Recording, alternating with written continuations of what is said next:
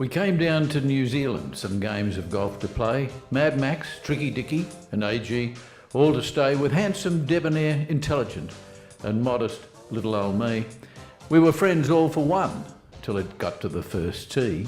Then it was on for young and old, no quarter asked or given, almost as though the outcome determined who was dying, who was living. Bad sportsmanship abounded and was applauded one and all. Lies were told, scores were fudged, each tried to lose the other's ball. Now Max was the ringleader. He said, "Rick's a little wild. Could it be that Ricky is AG's love child? They look just like each other and both talk so much drivel, and when they swing the golf club, their balls, I've seen them swivel." "Now that's not true," cried Alan. "My balls I cannot find." "Have you," queried Ricky, "looked up your behind?" "My God," said Alan, "there's a thought I cannot contemplate." Max popped a Viagra and said, "I'm game to try a 68. Now that's not quite a 69, but since AG is my friend, I'll try to find his balls if we go end to end. Now Randy Rick was outraged. "You can't do that to me. I'm your roommate. I'm first choice. It's my balls you ought to see." Now while all of this was happening, as I heard those raves and rants, I said, "Come on, blokes, lift your thinking out of your underpants. We're here for golf. Let's be different to what you are at home. Let's concentrate on tees and greens and leave appendages alone. Now let's head out first for Arrowtown, the home of Robin Hood. The fairways there are tight and crooked. To win, you must be good." Well, tight and crooked set Rick on fire. He banged his balls with skill. A birdie first on number one, and it was all downhill for we other mere mortals who marvelled at the ease our Tricky Dicky drove and chipped while we were stuck in trees. It was nothing like the Rick we knew as his balls went sailing past us. AG said, "That's not the Rick we know and love, it's his brother Rastus." So first blood to Ricky Rastus, but could he follow on with another blinder at Kelvin Heights, aka Queenstown? Well, the course was very scenic, the greens were smooth and fast. No doubt we'd see some ripper scores with our talents and our class. Sad to say, those hoped-for scores weren't reached by far. At our best balls together, and we barely made a par. So while the views were fascinating, the golf was just ho-hum. I guess if we had a winner, his New Zealand name was Jum. Now just a word right here and now about Maxie, our driver. His skill behind the wheel was, in a word, unrivalled. AG and I did not agree when Rick said Max should understand his role's to drop us at the door, then piss off and park the van. But thank you, Max, for driving us through back streets and up lanes, and your driving reached new heights by almost driving AG insane, which is not that long a distance, but AG said he felt inadequate. You had to tell him all the time to get out, undo the seatbelt. Well, while we're at it, we must say a real good job you done organising us to get to NewZuland from Brisbane. Thanks for your work and effort. We all think you're cute and we'd fight over you as partner when playing Trivial Pursuit. Next, fresh and excited, we faced our round Wednesday at Jack's Point, where 'tis rumoured good golfers come to play. Now, that leaves us out, us hackers, but we gave to it our best, and on 30 points, Mad Maxie was better than the rest. Thursday turned up fresh and clear. Across the mountains there was snow. Poor Rick and Max could not see it from their dungeon way down low.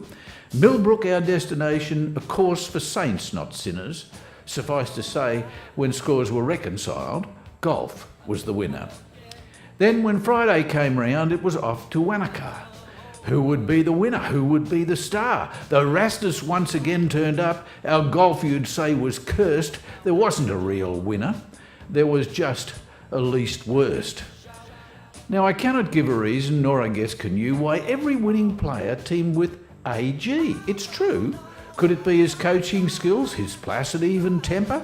Or could it be when he gives his score, all his shots he don't remember? Before I go on, it's fair to say we've had competition intense for the highly valued trophies bought at enormous expense to reward the cream of our group while we have been away. Unbiased, impartial judgment, the order of the day. Now, it has been alluded to that the rules are not real clear and the person making judgment is the no-hoper of the year. Well, it'll shock you, but there's a rumour that's hung around and just won't budge that says talent and ability don't count as much as sucking up to the judge. Well, I must dispel that rumour that clearly is untrue, promoted by some layabouts with nothing else to do. Our judge is a man of principle. He would never try to fool you. He's honest as the day is long, just like our PM Julia.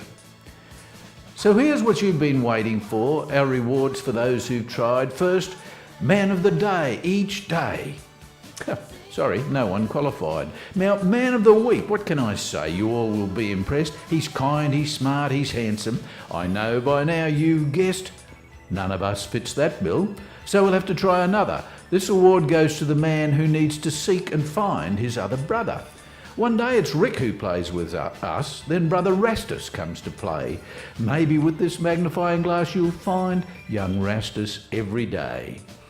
Next, Max, who's sharp and keen and quick and always on the job, was spied by Ricky in the bedroom playing with his knob. I understand Viagra makes things last a little longer, so to you, Max, goes this lovely bell to symbolise the gonger with the donger.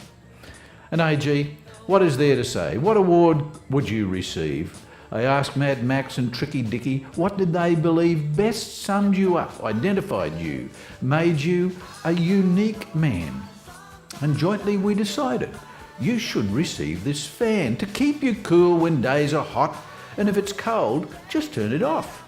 Put it in your golfing bag, take it with you for your golf. It'll blow away the cobwebs, make the days seem more worthwhile, and if it doesn't work like us, you can think of us and smile.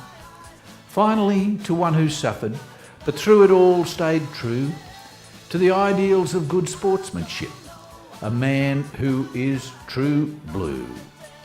He copped an unfair caning from all you other three. I thoroughly deserve this award for all the shit you put on me. So in closing, I'll just say to you, it has been a treat to be with you at Queenstown in victory or defeat. And I would like to thank Bob D for his balls, which Glennis tells us he handles very carefully, like what hangs from his pelvis, and his guru observations he's given to all but Maxie, and his generous acts of kindness as our Maxie taxi. Thanks too to Georgie Papsmere for the happy memories of the Hunter and of Mornington. Good on you, old Georgie. So I'd ask you charge your glasses and let us drink a toast to friends both here and absent, and to Queenstown, our host. In the time we've been in this fair town, many people thought us nutters. I'll just say we're good at many things, but we are shithouse putters.